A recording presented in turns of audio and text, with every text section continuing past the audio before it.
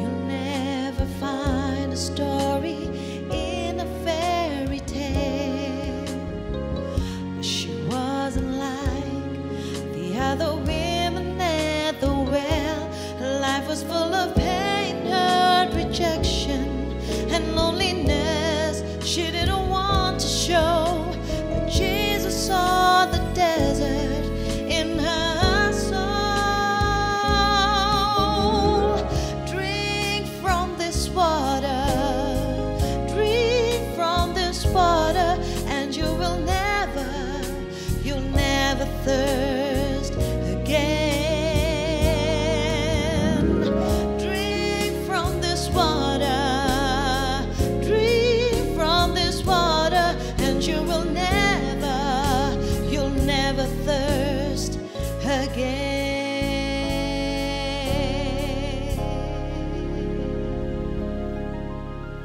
Shalom Elohim, Beshem Hamashiach, salam damai sejahtera di dalam nama Tuhan kita Yesus Kristus.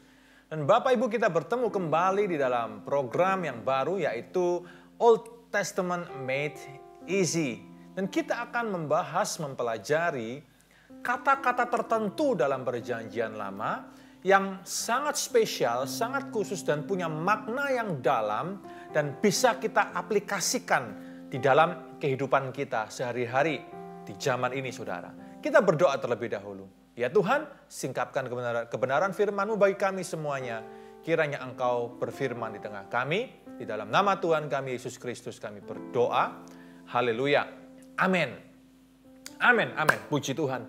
Dan kali ini, Bapak Ibu, kita akan membahas satu kata di dalam perjanjian lama, yaitu Da'at Elohim. Ya, yang artinya adalah the knowledge of God. Da'at Elohim, knowledge of God. Mari kita lihat terlebih dahulu di dalam kitab Hosea pasal yang ke-6 ayat yang ke-6.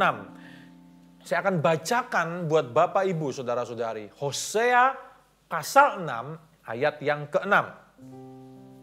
Dikatakan demikian dalam terjemahan baru Alkitab bahasa Indonesia kita.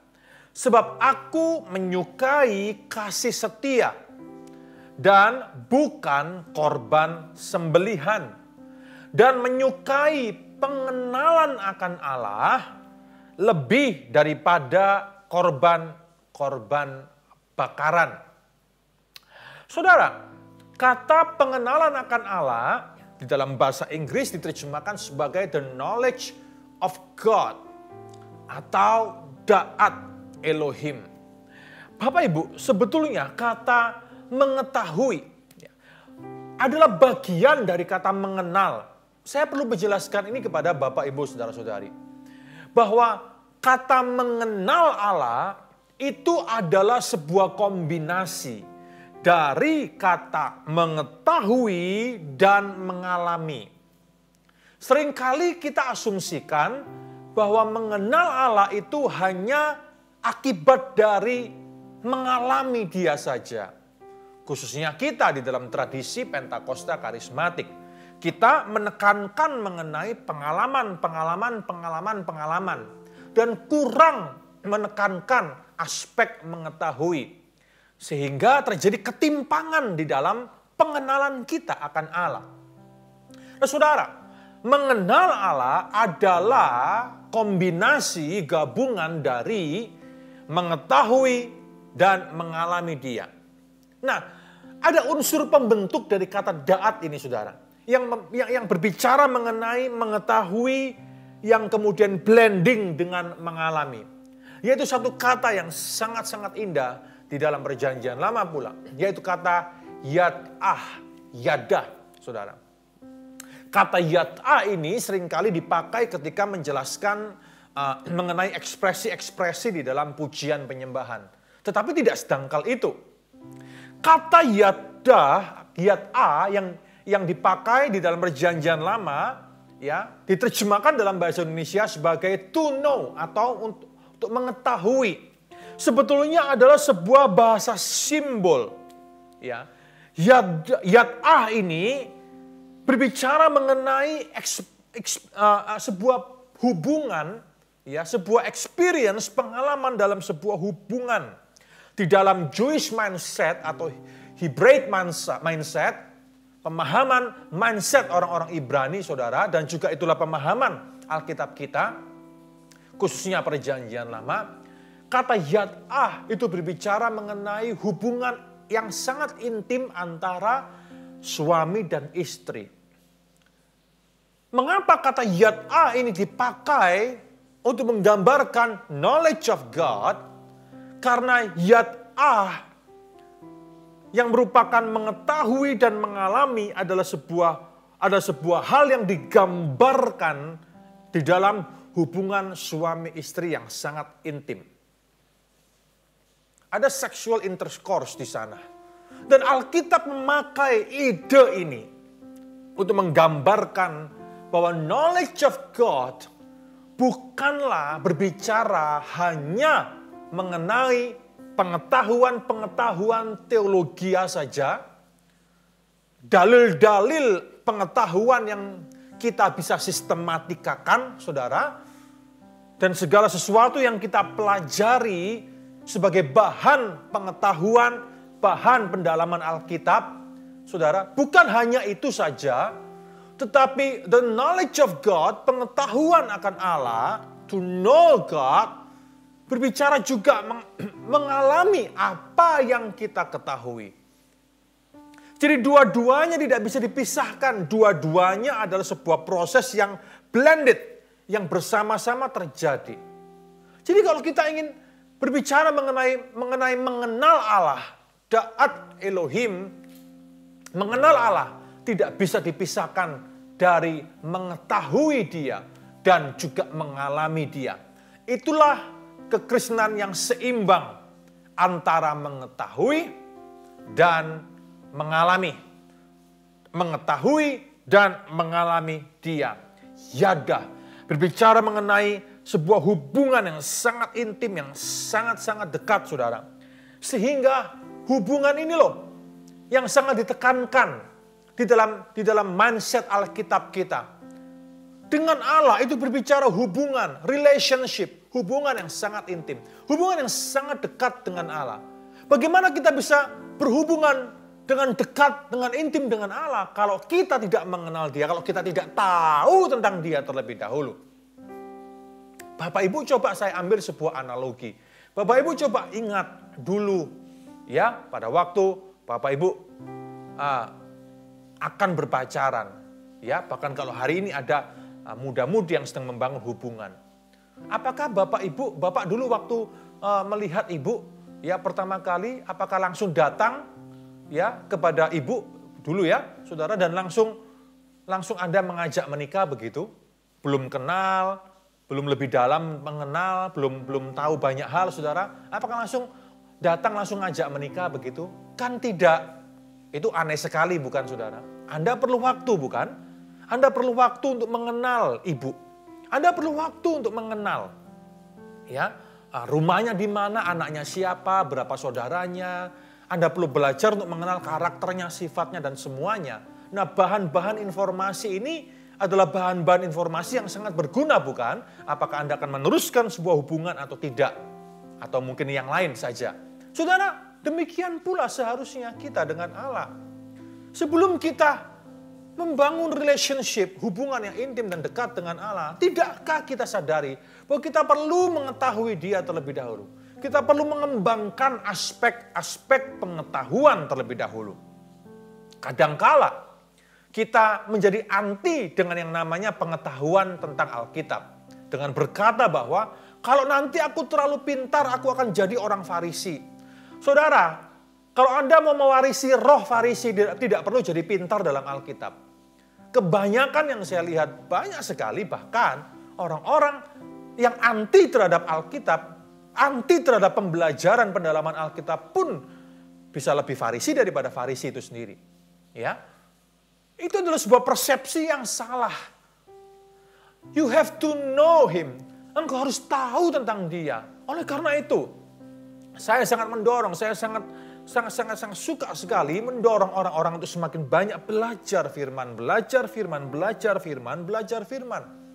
Karena engkau sedang mengembangkan apa yang namanya da'at Elohim. Engkau sedang mengembangkan yadah. Mengetahui dan mengalami dia. Jangan sudah 10 tahun, 20 tahun bertobat, pengetahuanmu akan Allah hanya dangkal saja. Jangan saudara. Setiap hari kita harus semakin dalam. Setiap hari kita harus semakin rindu, dipenuhi dengan kerinduan untuk mengenal dia dengan lebih dalam. Jangan hanya menekankan sisi pengalaman.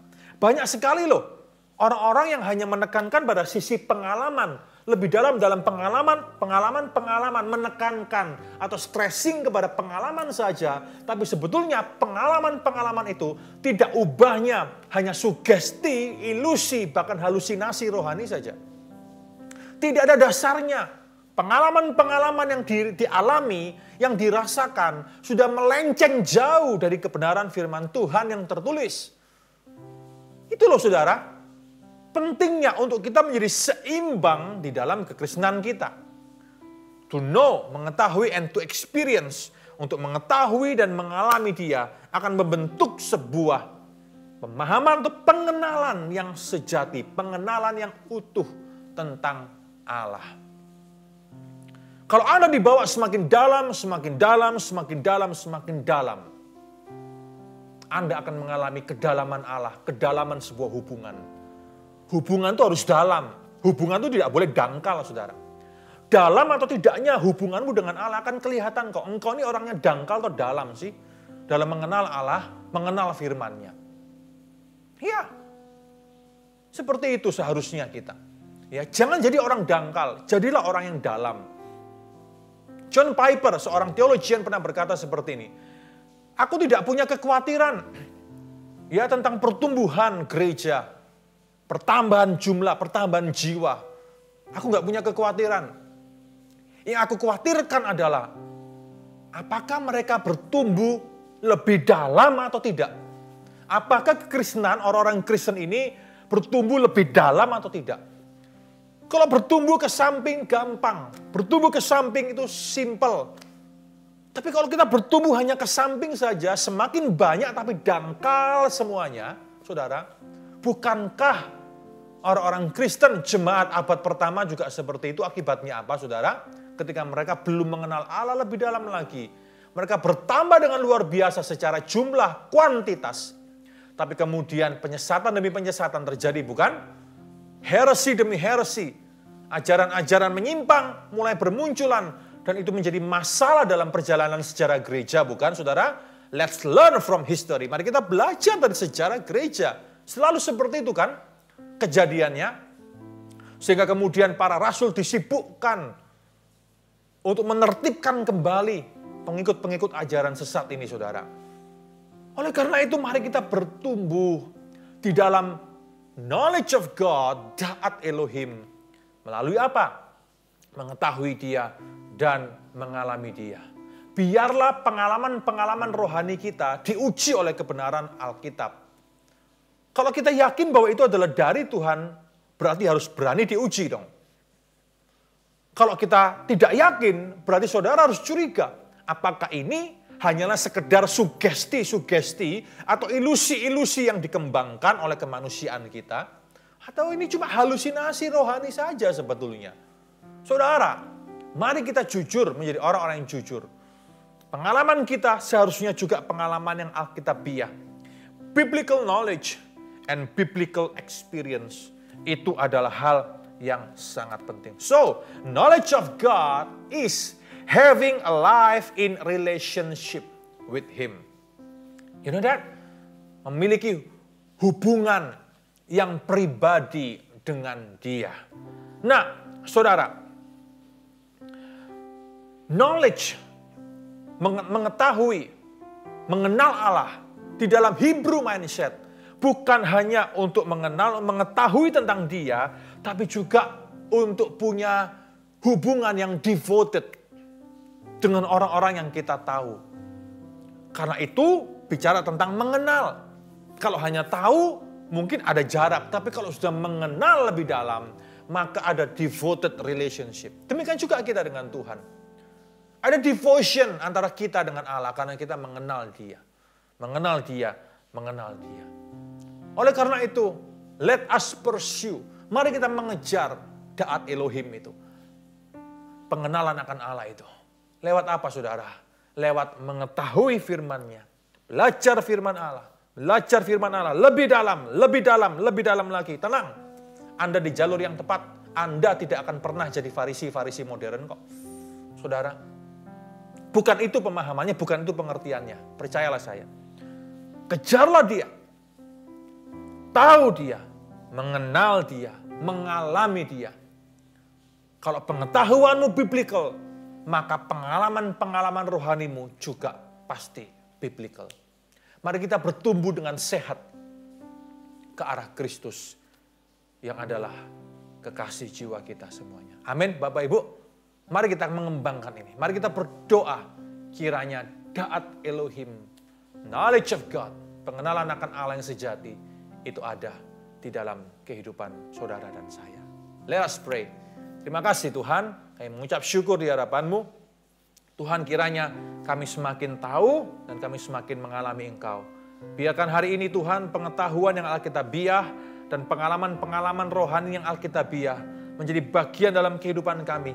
Sehingga kami betul-betul masuk di dalam Da'at Elohim, pengenalan akan Allah yang sejati.